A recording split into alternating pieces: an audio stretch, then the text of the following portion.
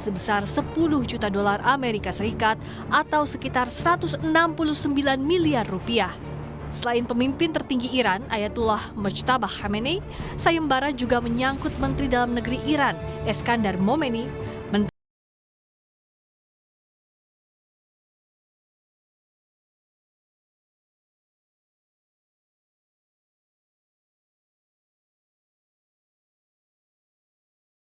Israel mengaku bertanggung jawab atas kematian Sekretaris Dewan Keamanan Nasional tertinggi Iran, Ali Larijani.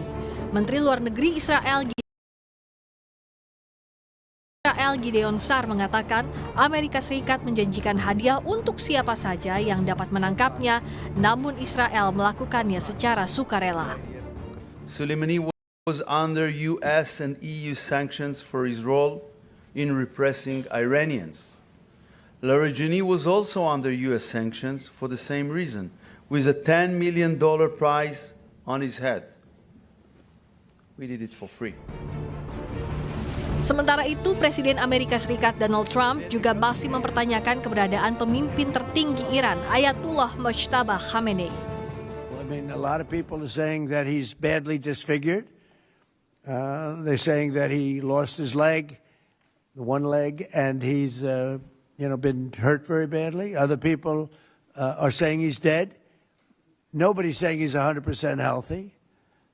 And he hasn't spoken because the Ayatollah would sit and he'd spew hate from a form of a throne. But you'd see him a lot, right? This one we haven't seen at all. So that could be for a lot of different reasons.